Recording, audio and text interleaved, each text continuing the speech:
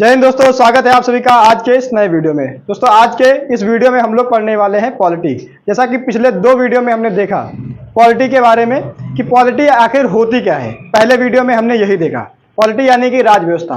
राज व्यवस्था को हमने अलग अलग करके दो शब्दों में तोड़ा और दोनों ही शब्दों के अर्थ समझाए। फिर वहीं से मैंने तुमको राष्ट्र के बारे में और राज्य के बारे में समझाया। उसके बाद में कल वाली वीडियो में मैंने आपको समझाया जहां से मैंने एक्चुअल पॉलिटी स्टार्ट की, क्योंकि पहले वाले में क्या बताया था, पहले वाले में सिर्फ यही बताया था कि क्या क्या तुमको मुझसे पढ़ने को मिलेगा इस पूरे पॉलिटी में। दूसरे वाले वीडियो में जो कि कल वाला वीडियो था उसमें मैंने तुमको बताया कि संविधान आखिर होता क्या है और संविधान की आवश्यकता किसी भी देश को पड़ती क्यों है। दो चीजें बताई थी मैंने तुमको, किसी भी देश को संविधान के निर्माण की आवश्यकता क्यों पड़ती है, ये सब मैंने कल तुमको समझाया था। आज तुमको बताएंगे कि संविधान का निर्माण होता कैसे है। तो वीडियो स्टार्ट किया जाए। कल सभी लोगों ने पढ़ के समझा था अच्छे से, सबको समझ में आया था। ऐसा तो नहीं कोई कि हाँ सर सुना तो दिया था कहानी पर मजा नहीं आया कुछ, वैसा वाला कोई था? ऐसा कोई था? नहीं, सोना नहीं आज कोई लोग है। चलो स्टार्ट करते हैं। संविधान, तो आज हम लोग पढ़ेंगे संविधान का निर्माण। तो मैंने तुमको कल ही बताया था कि संविधान के निर्माण की प्रक्रिया पढ़ने के लिए तुमको थोड़ा सा इतिहास पढ़ना पड़ेगा। पॉलिटी की क्लास में थोड़ा सा हिस्ट्री पढ़नी पड़ेगी। हिस्ट्री इसलिए क्योंकि निर्माण की प्रक्रिया में उसका इतिहास तो देखना ही पड़ेगा कि किस प्रकार से ये आया, बन करके कैसे आया, उसके पीछे क्या संघर्ष रहा, क्या क्या चीजें रही। अब तुमको समझना होगा कि संविधान आखिर निर्माण हुआ क्यों। इससे पहले भी तो अमेरिका, ब्रिटेन जो हमारे ऊपर शासन कर रहा था, ब्रिटेन का एक संविधान था, उसकी एक कानून व्यवस्था थी और उस कानून व्यवस्था के तहत भी तो हमारा देश चल ही रहा था ना। फिर हमको अपने कानून की आवश्यकता क्यों पड़ गई, क्यों आवश्यकता पड़ी कि हम अपना एक संविधान बनाएं। तो मैंने तुमको कल दो चीजें बताई थी कि ब्रिटेन वालों ने दो प्रकार के कानून हमारे यहाँ लगा रखे थे। एक हस्तांतरित कानून थे जिसमें भारतीयों को अधिकार दे रखा था, एक थे आरक्षित कानून जो उन्होंने अपने पास आरक्षित रखे हुए थे। अब ये भेदभाव वाले कानून थे, इसकी वजह से हमको एक ऐसा कानून लाना पड़ा, एक ऐसी व्यवस्था लानी पड़ी जिसके तहत हम अपने देश के लोगों के साथ कोई भी भेदभाव ना होने दें। इसलिए हमको आवश्यकता पड़ी कि हम एक कानून बनाएंगे, हम एक संविधान बनाएंगे। हमको किसी दूसरे की आवश्यकता नहीं है, हम अपना खुद से कानून बना सकते हैं, अपना संविधान बना सकते हैं और अपने देश को हम चला भी खुद से सकते हैं। किसी दूसरे की आवश्यकता है क्या? नहीं। सब लोग, तुम लोग देखो, कोई लोग तुमसे कहते प्रधानमंत्री बनोगे, हाँ सर चला लेंगे बनाओ तो सर सब कर लेंगे। चलो बात करते हैं कि आखिर कैसे बना। तो तुमको बताया था मैंने, दो बार विश्व युद्ध हुए, बताया था। पहला विश्व युद्ध कब हुआ था? 1814, 1914 से 1900 कब तक? 1918 तक। 1914 से लेकर के 1918 तक पहला विश्व युद्ध हुआ। उसके बाद में दूसरा स्टार्ट हुआ। दूसरा कब हुआ? 1939 से 1945। डर गया था सर गलती ना हो जाए, कहीं कहीं वीडियो में ना गलत मेरी आवाज आ जाए, नहीं तो युगों युगों तक याद रखा जाएगा कि मैंने गलत जवाब दिया था। कोई बिटिया नहीं देख रहा है और ना कोई याद रख रहा है, ठीक? इतना तो निश्चिंत होकर के आराम से बताओ, ठीक है? तो दूसरा विश्व युद्ध स्टार्ट हुआ 1939 से। तो हम लोग वहीं से कहानी स्टार्ट करते हैं। 1939 में जब दूसरा विश्व युद्ध स्टार्ट हुआ, तब दूसरे विश्व युद्ध में ब्रिटेन जो हमारे ऊपर शासन कर रहा था उसकी स्थिति थोड़ी सी खराब होने लगी थी। जो उसने पूरी दुनिया पे अपना वर्चस्व कायम कर रखा था, हर जगह से उसको विरोध झेलना पड़ रहा था। ऐसी स्थिति में उसे अब मदद चाहिए थी कि कोई उसकी तरफ से आए और उसके लड़ाई में सहयोग करे। तो ब्रिटेन के विपक्ष में जो सबसे पावरफुल देश था उसका नाम था जापान, और जापान सहयोग दे रहा था जर्मनी को, वही हिटलर जिसके बारे में मैंने बताया था। तो जापान और जर्मनी एक तरफ थे, ब्रिटेन दूसरी तरफ से लड़ रहा था। उसकी तरफ भी थे बहुत सारे देश इनकी तरफ भी थे। भारत किसी की तरफ नहीं था शुरुआत से ही, लेकिन भारत पे शासन था ब्रिटेन का। तो ब्रिटेन वाले चाहते थे कि भारत के जो सैनिक हैं वो किसकी तरफ से लड़े? वो ब्रिटेन की तरफ से लड़े। अब कोई भी चाहेगा कि भारत के सैनिक मिल जाए, और क्या ही चाहिए, इतना जज्बा और कहीं मिलेगा नहीं। लड़ने का हथियार कोई भी कितने भी उन्नत बना ले, पर वो चलाने का साहस किसी में होगा? सोचो, तो मिराज से हमने गिरा दिया F-16, दुनिया का सबसे बेहतरीन, सबसे ज्यादा युद्ध को झेलने वाला, सबसे ज्यादा युद्धों में लड़ने और जीतने वाला जहाज F-16 हमने मिराज से गिरा दिया और क्या चाहिए? छोटा सा सोचो, बड़ा सा जहाज हमने कागज के जहाज से उड़ा दिया तो उसके लिए क्या चाहिए? जज्बा होना चाहिए। तो भारतीय सैनिकों में वो जज्बा है। हमारे पास भले ही उतने उन्नत हथियार ना हो, लेकिन भारतीय सैनिक ऐसा है कि हम लोग लाठी डंडे से भगा देंगे पूरा। गलवान में क्या हुआ था पिछली बार? गलवान में यही तो हुआ था कि चीनी लोगों ने क्या किया, बढ़िया सा हथियार, नुकीले हथियार लेकर के आए। वहाँ पे जो अस्त्र शस्त्र है तुम्हारे, बंदूक है, ये सारी चीज़ों का इस्तेमाल नहीं किया जा सकता है, तो वहाँ पे डंडा लाठी का इस्तेमाल कर लेते हैं। अब डंडे लाठी में वो लोग नुकीले कील और तार बांध के ले आए और हम लोगों पे अचानक हमला कर दिया। हम लोगों की तरफ से कमांड मिला नहीं था उनको मारने का। ऐसी स्थिति में हमारे 20 जवान मारे गए थे, याद है सबको। फिर जब इधर से हम लोगों ने चालू किया तो उनके फिर 60 मारे हम लोगों ने, समझे नहीं समझे। तो जो जज्बा हमारे अंदर है वो और कहीं तुमको देखने को नहीं मिलेगा। यही ब्रिटेन वालों को भी पता था कि लड़ने में ये लोग बचपन से बहुत माहिर हैं, क्योंकि लड़ते ही तो आए हम लोग आपस में, घर परिवार में, पड़ोसी पड़ोसी में। 565 देशी रियासतें थी, हर रोज कोई ना कोई लड़ रहा था किसी ना किसी से। किसान भी था, वो खेती किसानी कर रहा था, कभी युद्ध हो जाए हल लेकर के पहुंच जाता था। हमारे यहाँ हथियार भी तो है, हल केवल वो एक यंत्र नहीं है कि खेती किसानी के काम आएगा, उससे लड़ते भी तो थे। हमारे इतिहास में, पुराने इतिहास में देखोगे तो बलराम का तो अस्त्र ही है हल, तो हम लोग उसी से लड़ लेते थे, जो मिल जाए उससे लड़ लेते थे। तो लड़ने में हम लोग बहुत माहिर थे। अब ब्रिटेन को चाहिए था कि कोई ऐसा हो जो उसकी तरफ से युद्ध में उसका सहयोग करे। अब ब्रिटेन ने भारत पे शासन कर रखा था, तो अपने आप को भारत का माई बाप समझ रहा था जो हम कह देंगे वही होगा। तो उसने बिना भारत के लोगों से पूछे कह दिया दूसरे विश्व युद्ध में कि भारत हमारे साथ है। भारत क्या है? भारत हमारे साथ है, मतलब दूसरे विश्व युद्ध में ब्रिटेन की तरफ से भारत लड़ेगा। अब गांधी जी भड़क गए। गांधी जी थे 39 में। गांधी ने कहा किससे पूछा? क्या पूछा तो किसी से नहीं है। तो फिर कहा कैसे पता लगा तुम्हें कि हम तुम्हारे साथ हैं?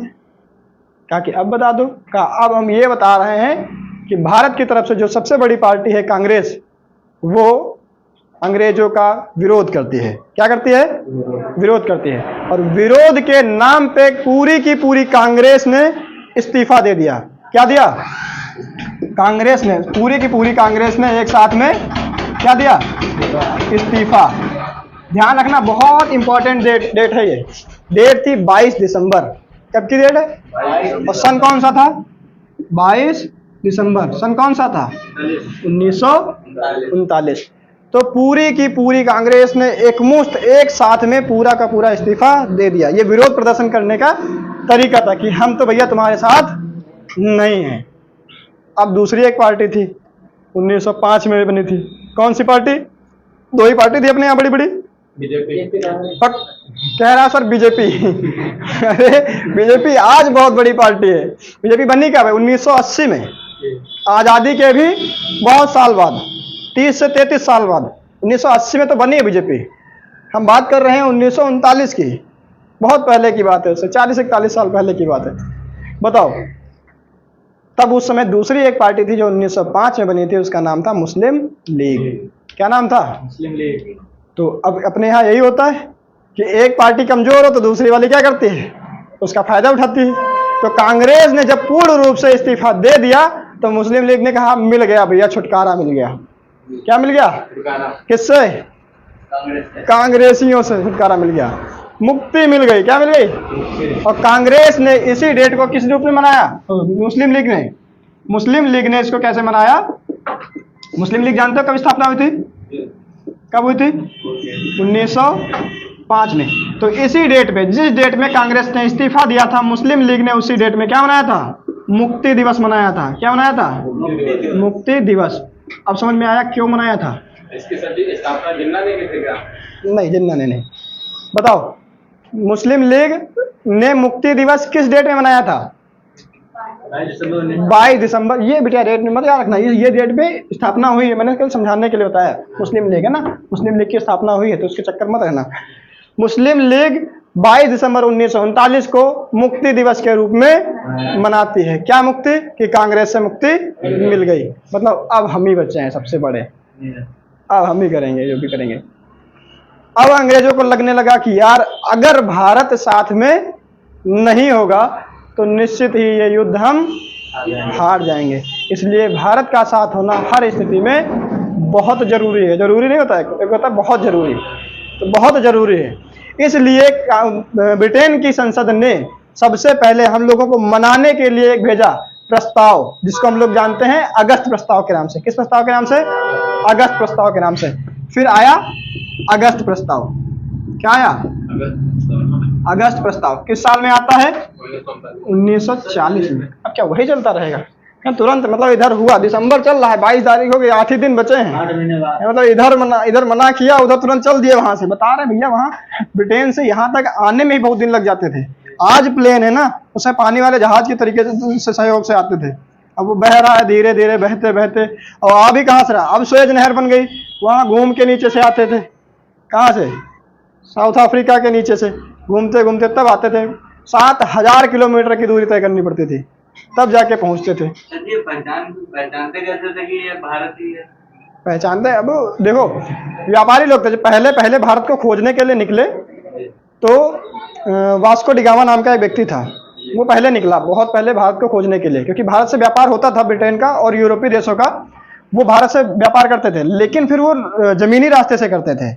जो हमारा पहले सिल्क रूट हुआ करता था, उधर रास्ते से वो आते जाते थे, लेकिन वहां पे जब लूटपाट होने लगी, वहां पे लुटेरों ने कब्जा कर लिया, तो उन्होंने समुद्री मार्ग को अपनाना चाहा और कहा जो भी भारत के जाने के लिए एक समुद्री रास्ता ढूंढ के लाएगा उसको हम बहुत सारा उपहार देंगे, ऐसा ब्रिटेन के राजा ने कहा। तो वास्को डिगामा नाम का एक व्यक्ति निकला, उसने कहा हम ढूंढ के लाएंगे, और वो निकला, तो वो ब्रिटेन से निकला और पश्चिम की ओर चल गया, जबकि भारत किधर था?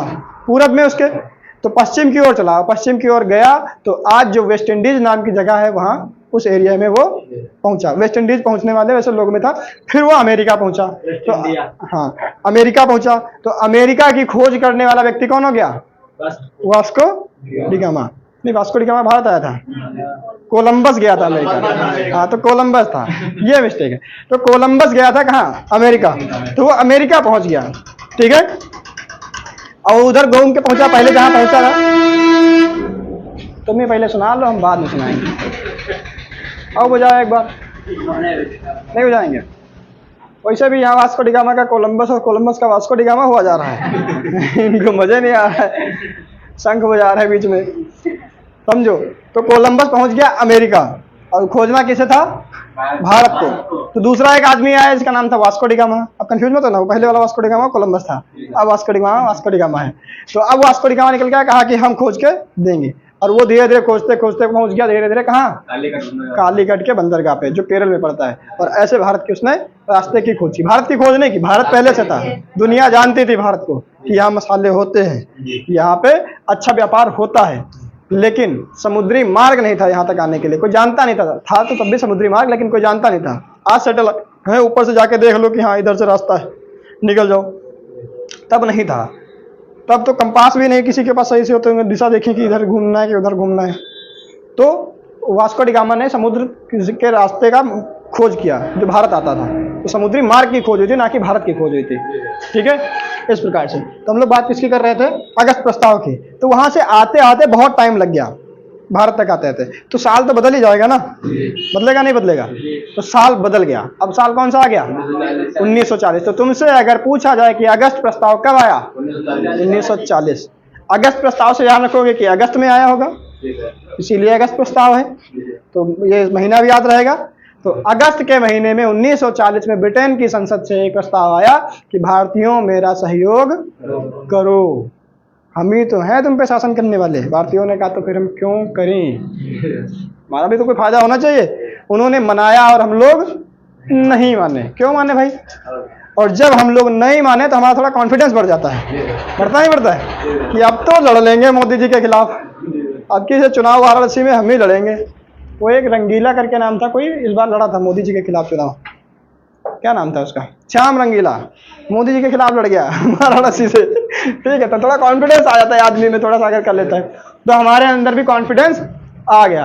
हमने सोचा क्या कर लेंगे, हम भी अंग्रेजों का अब विरोध कर सकते हैं। क्या कर सकते हैं? विरोध कर सकते हैं। फिर हमने किया एक सत्याग्रह। क्या किया? सत्याग्रह। अब तुम लोगों को बताना है 17 अक्टूबर 1940 को कौन सा सत्याग्रह चालू किया जाता है? बताओ, 17 अक्टूबर 1940 को कौन सा सत्याग्रह चालू किया जाता है? बहुत फेमस है, यही बताया था किसके द्वारा चालू होता है। दो लोग थे, एक का नाम था विनोबा भावे, विनोबा भावे, और एक थे पंडित नेहरू, पंडित जवाहरलाल नेहरू। इन दोनों लोगों ने 17 अक्टूबर 1940 को एक सत्याग्रह चालू किया। इसका नाम था व्यक्तिगत सत्याग्रह। क्या नाम था? व्यक्तिगत सत्याग्रह। क्या नाम था? व्यक्तिगत सत्याग्रह। कि अभी तो हम आग्रह कर रहे हैं कि चले जाओ, व्यक्तिगत तौर पे मानते हो तो ठीक है, और नहीं मानते हो तो लड़ तो तुम रहे ही हो, है ना। तुम्हारी कंडीशन तो खराब है ही है। हमसे सहयोग की अपेक्षा ना करना। हम भाई साहब कुछ नहीं करने वाले, हम तो नहीं करेंगे सहयोग। अब ब्रिटेन वाले लोगों को थोड़ा सा ईगो था इस बात का, क्योंकि पूरी दुनिया पे कब्जा कर रखा है भाई, इतनी जल्दी कैसे मान जाए। तो उनको लगा कि कोई बात नहीं, लड़ लेंगे। फिर वो 1-2 साल तक लड़े। फिर साल आ गया 1942। कौन सा साल आया? 1942। उनको अभी तक ये लग रहा था कि वो लड़ लेंगे, लेकिन 1942 तक आते आते जापान ने इनकी ऐसी बैंड बजाई कि इनको लग गया कि नहीं यार, एक बार फिर से रिक्वेस्ट करके देख लेते हैं, हो सकता है अभी मान जाए भारतीय लोग। तो भारतीयों को मनाने के लिए इस बार उन्होंने अपना युद्ध मंत्री भेज दिया।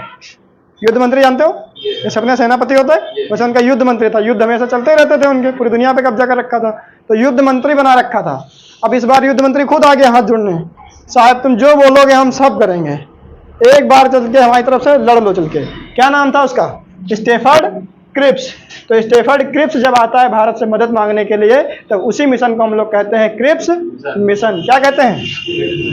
Cripps mission. अब क्रिप्स मिशन में कौन सा मेन आदमी है?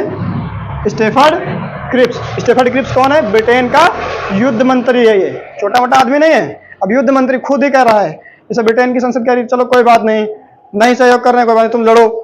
युद्ध मंत्री कह रहा कहाँ से लड़े? उसको तो पता है जमीनी हालत क्या है, वो युद्ध के मैदान में उसको पता है कि इनकी सबसे ज्यादा जरूरत है इंडिया वाले लोगों की। यही तो लड़ते थे हमारी तरफ से, है ना। पहली बार पहले विश्व युद्ध में गांधी जी ने भरा था खूब अच्छे से, है ना, लोगों के जाओ लड़ो जाके। इसीलिए उनको सर्जेंट कह दिया। सर्जेंट जानते हो?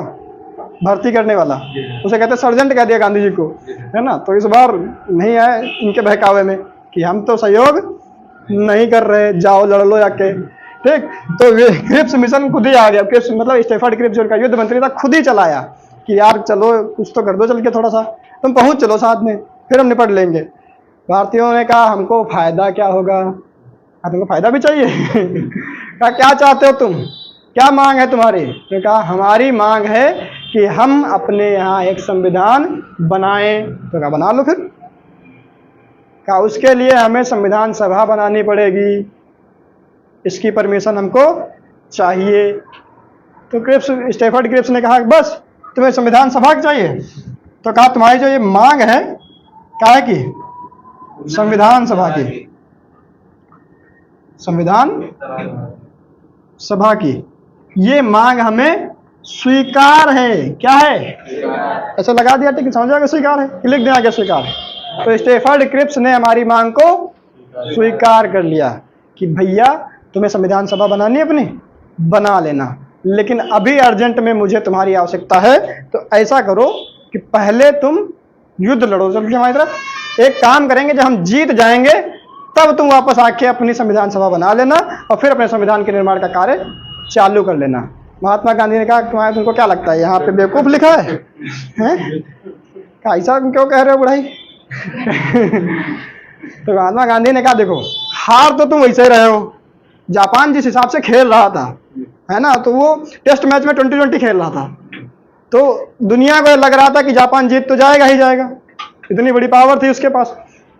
एक तरफ दूसरी तरफ हिटलर बैंड बजा रहा था इनकी पड़ोस में ही होकर के, तो लग रहा था सबको कि इस बार ब्रिटेन हार जाएगा। तो महात्मा गांधी भी कह दिए ना दो भैया, तुम संविधान सभा बनाने की मांग हमारी स्वीकार ना करो, कोई बात नहीं, जाओ हम सहयोग नहीं करेंगे। कहा तुमको संविधान सभा बनानी नहीं, अपनी संविधान नहीं बनाना? कहा बनाना है, 1-2 साल रुको, वैसे ही हार जाओगे तुम, उधर तुम हारो, इधर से लात मार के तुमको खुद ही भगा देंगे, फिर विधिवत बना लेंगे। अब ये लोग चक्कर में पड़ गए, यार ये बुढ़ऊ तो बहुत ही खराब आदमी है। तो गांधी जी ने कहा ये पोस्ट डेटेड चेक है। कह रहा है गांधी जी ने कहा ये एक ऐसी चेक है जिसकी डेट निकल चुकी है। क्रिप्स मिशन को पोस्ट डेटेड चेक किसने कहा? पोस्ट डेटेड चेक किसने कहा? महात्मा गांधी ने। तो तुमसे क्वेश्चन अगर पूछा जाए कि महात्मा गांधी ने पोस्ट डेटेड चेक किसे कहा, तो क्रिप्स मिशन को कहा। क्रिप्स मिशन ने क्या कहा था कि हम तुम्हें संविधान सभा बनाने की मंजूरी तो देते हैं, लेकिन युद्ध जीतने के बाद। गांधी ने कहा ये तो ऐसी चेक हमको दे रहे जिसकी डेट निकल गई। अब नेहरू उस समय कांग्रेस के सबसे बड़े नेता थे, अध्यक्ष थे। तो नेहरू ने कहा गांधी जी तो अकेले ही पूरा पब्लिसिटी ले रहे हैं, हमारा तो नाम ही नहीं आएगा। अब नेता लोगों में सबसे बड़ी यही समस्या होती है कि हमको चाहिए पब्लिसिटी, काम कोई करे लेकिन आगे झाड़ू लगाने तो हम ही आएंगे, नहीं कचरा होगा तो फिर हम क्या करेंगे, कचरा डाल के फिर साफ करेंगे, क्योंकि हमको तो फोटो खिंचवाना है। आज फोटो का जमाना हो गया, उस समय कुछ और था, है ना, न्यूज में छपने का। उस समय भाषणबाजी होती थी तो भाषण छपते थे न्यूज में। नेहरू ने कहा कि यार ये आदमी तो बढ़िया खेल गया, अच्छा डायलॉग मार दिया पोस्ट डेटेड चेक, ऐसा हमको भी कुछ चाहिए। नेहरू को कुछ समझ में नहीं आया क्या कहें।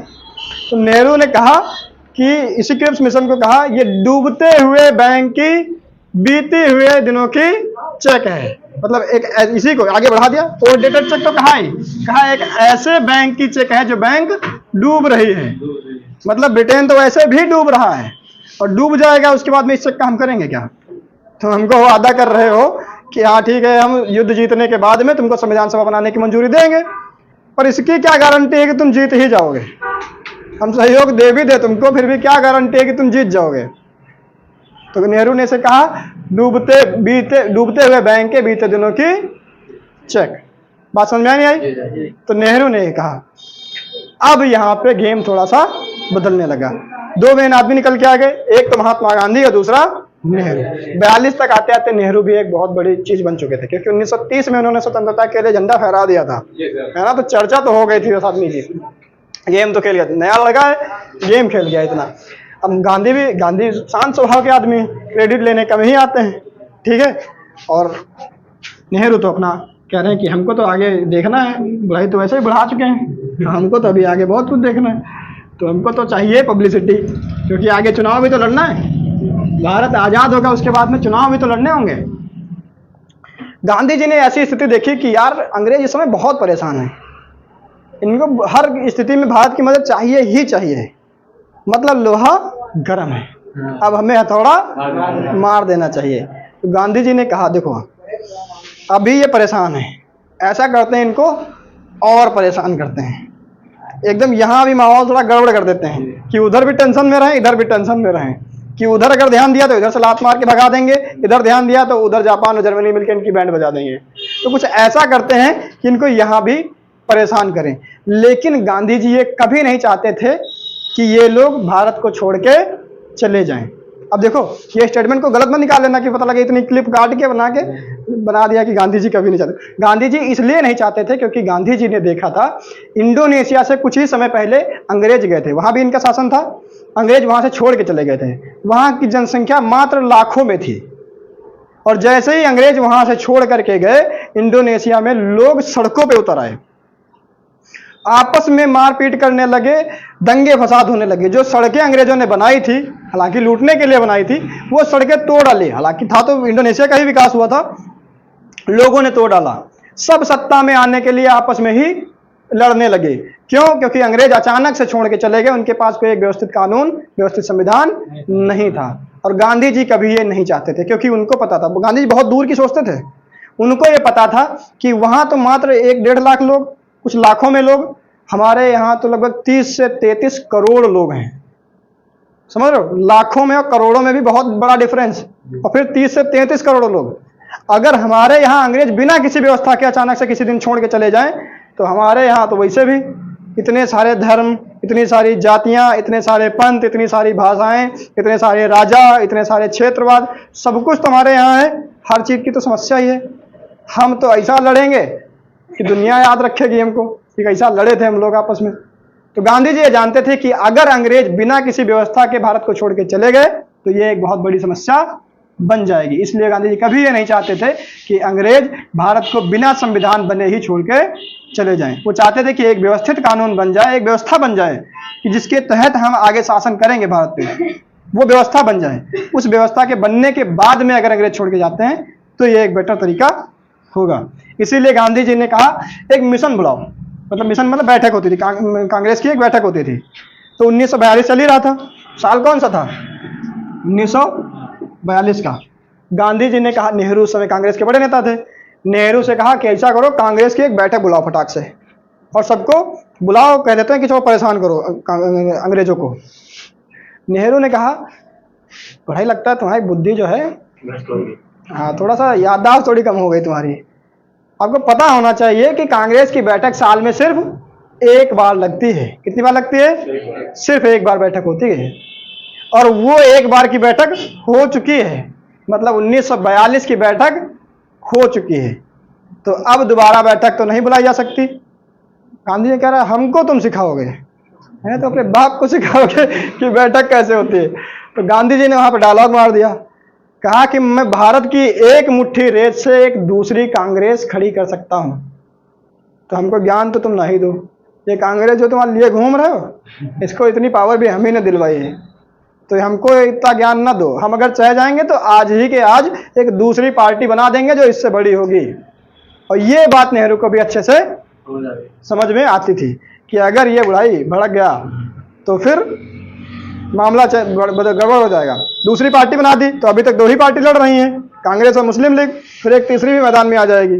फिर अगर अंग्रेज छोड़ के भी जाएंगे तो फिर इन सब तीनों से लड़ना पड़ेगा सत्ता में आने के लिए, क्योंकि अल्टीमेटली चाहिए क्या था सबको, कि अंग्रेज छोड़ के जाएं और हम शासन में आए, यही चाहिए था सबको। तो इनको लगा कि अगर गांधी जी भड़क गए तो दूसरी पार्टी बनाएंगे, और दूसरी पार्टी बनाने से नुकसान किसका है? उन्हीं का है। तो कहा कि अच्छा चलो ठीक है, तुम कह रहे हो तो बड़े बूढ़े हो, तुम्हारी बात मानते हैं, दूसरी बैठक बुलवा लेते हैं। साल में 2 हो जाएंगे, कोई नुकसान थोड़ी ना है, थोड़ा खर्चा ही बढ़ेगा पर कोई दिक्कत नहीं है। बुलवा लिया। एक बैठक अलग से बुलवाई गई 1942 में, जहां पे गांधी जी ने ये आह्वान किया देश की जनता से कि ये आखिरी प्रयास है। कौन सा प्रयास है? आखिरी प्रयास। यहीं पे गांधी जी ने भारत छोड़ो आंदोलन की स्थापना की। आंदोलन चलाया एक, कौन सा आंदोलन? भारत छोड़ो आंदोलन। कहा कि अब अंग्रेज भारत छोड़ो, बहुत हो गया तुम्हारा। अंग्रेज कह रहे हैं यार उधर से निपटे कि इधर से निपटे, उधर वैसे ही परेशान है, इधर तुम और नहीं जीने दे रहे हो। गांधी जी को पता है कि लोहा तो गर्म है, अब लात मारो चाहे थोड़ा, कुछ भी करो और इस समय परेशान कर सकते हैं। गांधी ने भारत के लोगों से कहा कि देखो इतने दिन से हम लोग प्रयास कर रहे हैं, बहुत सारे सत्याग्रह और आंदोलन चला चुके हैं, अंग्रेज नहीं भागे, लेकिन इस बार भरोसा है कि इस बार अगर हमने पूरे 100% मेहनत अपनी कर ली, अपना पूरा 100% दे लिया, तो पक्का है अंग्रेजों को भगा सकते हैं। तो इसलिए गांधी जी ने वहां पे कहा, लोगों से आह्वान किया कि आखिरी प्रयास करो। ये गांधी जी का एक नारा है, कौन सा? आखिरी प्रयास करो। प्रयास करो। आखिरी प्रयास करो का मतलब समझ रहे हो तुम? गांधी जी को ये लग रहा है कि बस एक बार और मेरे साथ मेरे कहने पे आ जाओ, तुमको आज़ादी हम दिला देंगे। अब यहाँ तक आते आते गांधी जी बहुत बूढ़े हो चुके हैं, उनको भी अपने उम्र का थोड़ा लगने लगा कि यार मेरे बाद कौन। तो चाहते थे कि जिंदा रहते रहते आज़ाद भी करा ही दें, नहीं तो हो सकता है लोग आपस में लड़ जाएं। अभी भी लड़ते हैं तो कम से कम शांति समझौता हम करवा ही देते हैं, मेरे बाद तो खूब लड़ेंगे, विधिवत लड़ेंगे। तो ऐसा करते हैं, इनको यहीं पे अब अंग्रेजों को हटा करके हम एक सत्ता अपनी स्थापित करवा दें, यहाँ पे हमारे देश के लोगों का शासन यहाँ पे स्थापित हो जाए। इसीलिए गांधी जी जो अहिंसा को पूजने वाला है, जो कहता है किसी को चींटी को भी ना मारो, अंग्रेज तो बहुत दूर की बात है, कहता चींटी को भी ना मारो, वो आदमी कह रहा है अब आ जाओ, लास्ट प्रयास है तुम्हारा, लास्ट चांस है, इसमें अगर नहीं कर पाए तो फिर कभी नहीं कर पाओगे। और यहीं पे गांधी जी ने नारा दिया, करो या मरो। क्या नारा दिया? तो तुमसे अगर पूछा जाएगा करो या मरो का नारा कहाँ पे दिया गया? करो या मरो, तो भारत छोड़ो आंदोलन के दौरान ही दिया गया। गांधी ने कहा कि अगर इस बार नहीं किया तो फिर नहीं कर पाओगे, इस बार या तो कर ही लो या तो फिर मरो फिर अंग्रेजों के हाथों। इस बार अगर अंग्रेज जीत गए द्वितीय विश्व युद्ध तो फिर मान के चलो 100 सालों तक तो ये नहीं छोड़ के जाएंगे। तो सबसे सही टाइम यही है कि इसी बार इनको युद्ध जीतते या हारे बात की बात है, लेकिन इसी दौरान जब ये परेशान हैं, इसी बीच में इनको लात मार के भगा दो तो ज़्यादा बेटर है। लोगों को लगा बात सही है, और इसके लिए इस आंदोलन को शुरू करने के लिए उन्होंने एक डेट रखी 9 अगस्त 1942। क्या रखी डेट? 9 अगस्त 1942। ये एक डेट रखी किसने? कि सब लोग आओ और एक जगह इकट्ठा हो आके। कहाँ पे? बम्बई में। कहाँ पे इकट्ठा किया सबको? तो इसे कहा गया बम्बई अधिवेशन। जिसे आज हम लोग मुंबई कहते हैं, मुंबई में सभी लोगों को बुलाया। किस डेट में? 9 अगस्त 1942 को। कहाँ मुंबई में कौन सी जगह थी? तो एक मैदान था, इसका नाम है ग्वालिया टैंक। ये पूछा जाता है कई बार, कौन सा मैदान था? ग्वालिया टैंक मैदान। तो कई बार पूछा जाता है 1942 का वो बंबई अधिवेशन कौन से मैदान में बुलाया गया था? तो ग्वालिया टैंक मैदान में यह अधिवेशन बुलाया गया था। क्वेश्चन पूछा जाता है तो इसको ध्यान रखना है। ऐसे गांधी जी ने सबको बुलवाया था कि 9 अगस्त को आना। अंग्रेजों को ये बात खबर लग गई। कुछ होते हैं ना अंदर के गद्दार टाइप के लोग, वो उन लोगों ने ये बात कहाँ पहुंचा दी? अंग्रेजों तक। और अंग्रेजों को लग गया कि ये आदमी कह रहा है आखिरी प्रयास, मतलब क्या है? समझ ही लिया कि भगा ही देंगे, अब करो या मरो, मतलब क्या है इसका? क्या कह रहा है ये आदमी? तो कहा ऐसा करो, ये आदमी गायब करवाओ। 9 अगस्त को ये आदमी वहां पहुंचना नहीं चाहिए किसी भी हालत में। तो अंग्रेजों ने एक ऑपरेशन चलाया। कौन सा ऑपरेशन? 0 our operation. कौन सा ऑपरेशन?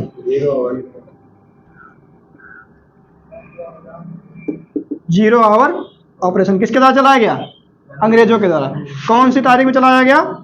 8 अगस्त 1942। डेट ध्यान रखो, ये 9 अगस्त 8 अगस्त, मतलब जिस डेट में गांधी जी ने बुलाया था उसके एक दिन पहले ही रात में गांधी जी को उठवा लिया गया। कहा कि मेन आदमी लीडर ही गायब करो।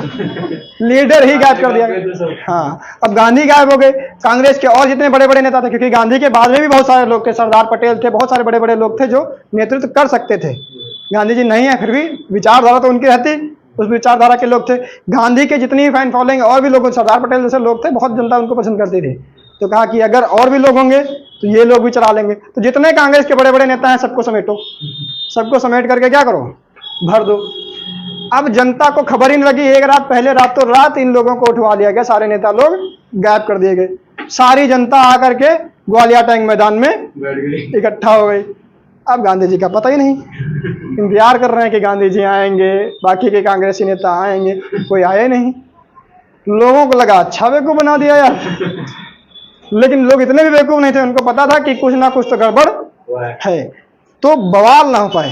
क्योंकि अगर खुल के बता देंगे कि हाँ अंग्रेजों ने गिरफ्तार कर लिया गांधी जी को, तो ऐसे में लोग भड़क जाएंगे, भीड़ इकट्ठा होती है और फिर वो भड़क जाए, तब फिर वो उपद्रव कर सकती है। और उपद्रव करेगी तो अंग्रेजों के पास इतना फिर रहेगा, मौका रहेगा कि वो गोलीबारी करवा दे खुलेआम। तो दिखा देगी भीड़ ने हमला कर दिया, हमने गोलीबारी कर दी, तब तो उसके पास चांस रहेगा। तो जो वहाँ पे समझदार लोग थे उन्होंने उस मामले को थोड़ा सा संभाला और उसमें उसको आंदोलन को, भारत छोड़ो आंदोलन को चलाने का प्रयास किया, बड़े नेताओं की अनुपस्थिति में भी। पर जब उतने बड़े बड़े नेता नहीं है तो क्या आंदोलन सफल होगा? तो इस कारण से हमारा भारत छोड़ो आंदोलन यहाँ पे सफल नहीं होता है। पर क्या इसमें गांधी की गलती थी? नहीं। उस आदमी ने तो प्रयास तो किया था, वो चाहता था कि भगा दें, लेकिन नहीं कर पाया।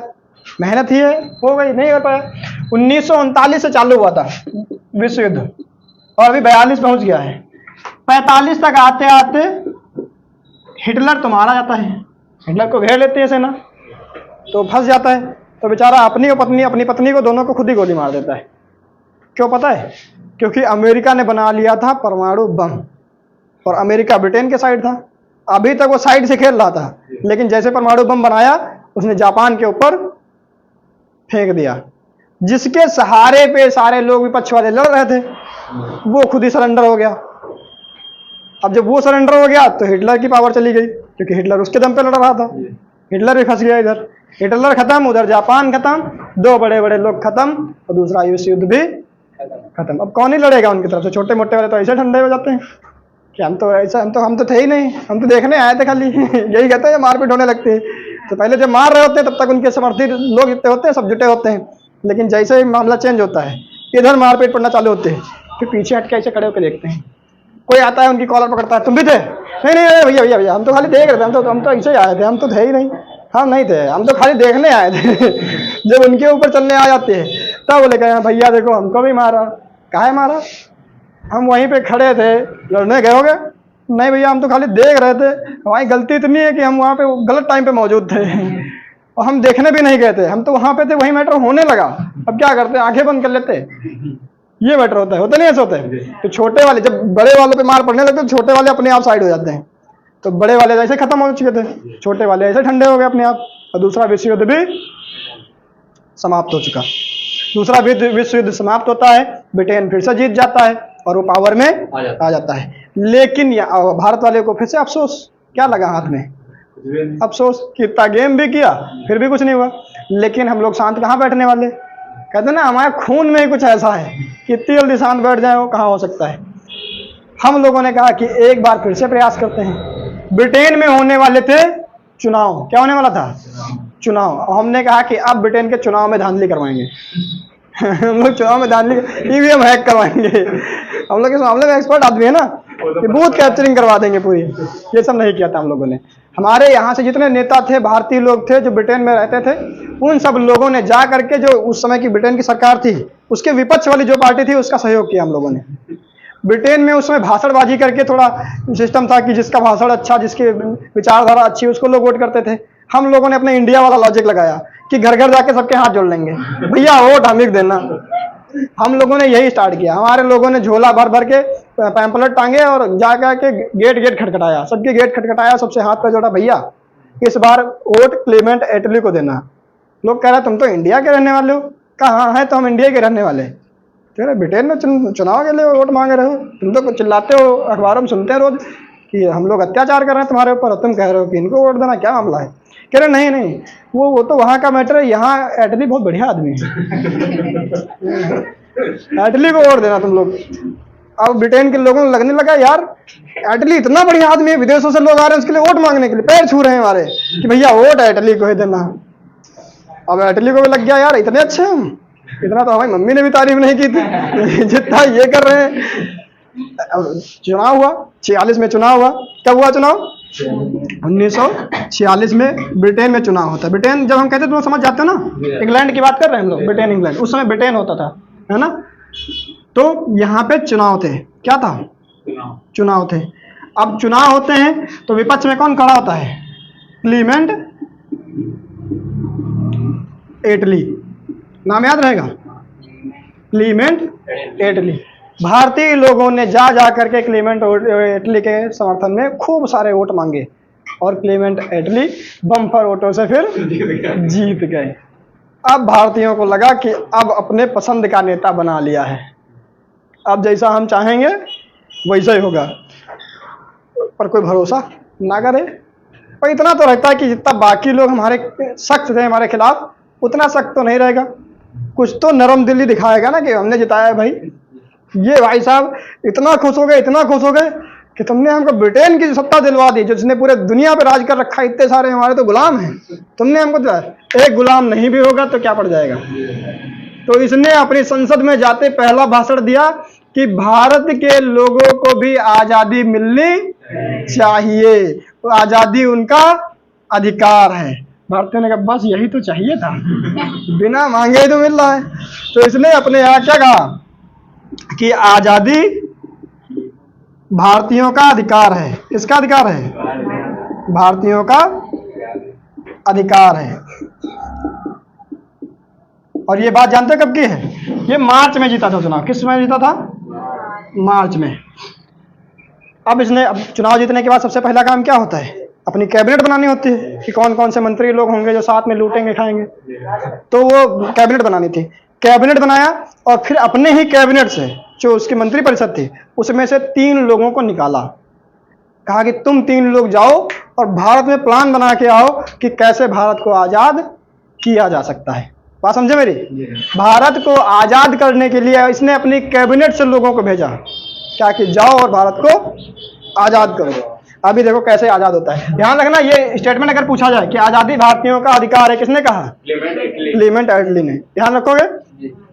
कब जीता था? मार्च 1946 में चुनाव हुए थे। एटली सरकार में आया था, हरा करके 8 अगस्त को ही 0 आवर ऑपरेशन चलाया गया था। 9 अगस्त के लिए हमने बंबई अधिवेशन बनाया था कि इस दिन करेंगे, और ये गांधी जी के दोनों ही नारे याद रहेंगे।